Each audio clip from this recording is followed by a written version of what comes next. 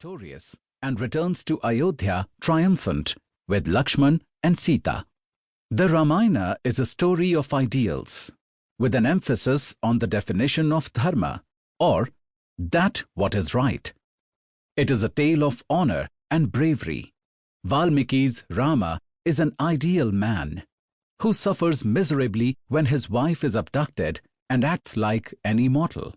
He has to be reminded of his divinity often, unlike the Mahabharata's Krishna, who knows he is the Lord and therefore behaves like one.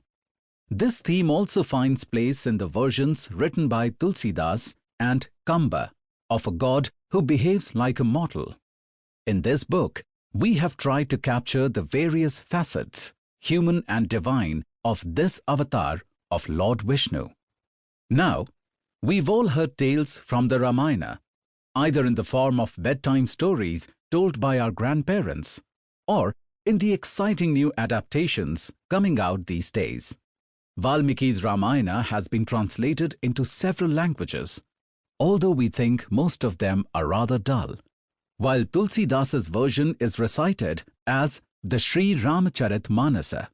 Further, each region in India seems to have its own version, and 25 retellings exist in Sanskrit alone. There are also Ramayanas in Indonesia, Cambodia, Vietnam, Tibet, and other South Asian countries.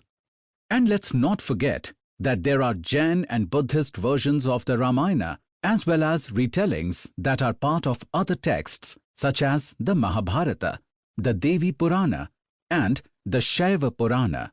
Similarly, there are thousands of oral renditions with Kathakars and Kirtankars who tell the story in their own fashion.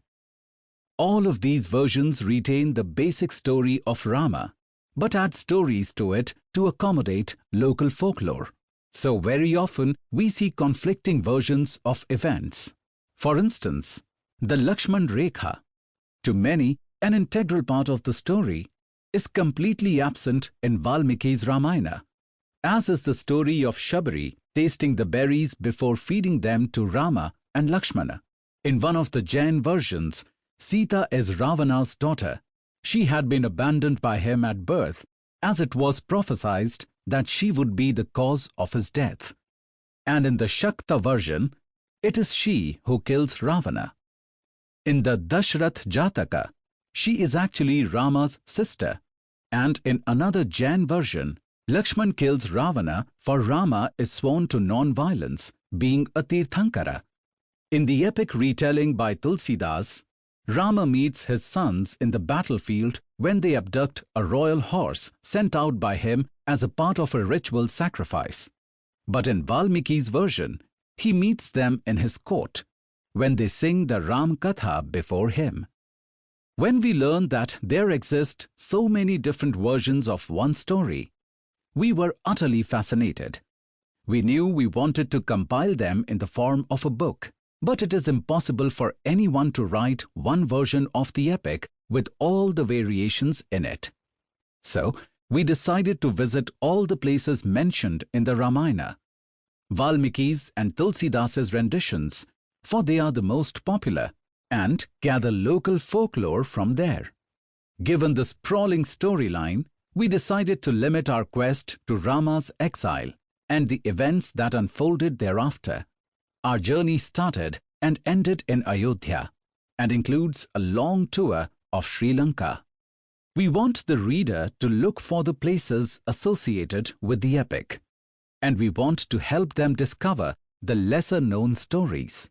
We went in search of local pandits, sadhus, professors, senior citizens, and, in one case, even a royal family, to ask them about their stories of the Ramayana. We then checked the stories against versions of the epic written by Valmiki, Tulsidas, Kamba, and Eknath, the Adhyatma Ramayana, and the Padma, Hanuman, and Devi Puranas.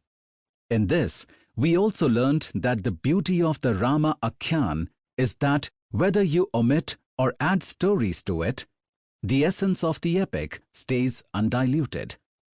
The work of Sri Ramavatar Sharma who has meticulously traveled to all the temples. To keep listening to this audiobook, I've left you a link in the description so you can do it at no cost thanks to Audible's 30-day free trial.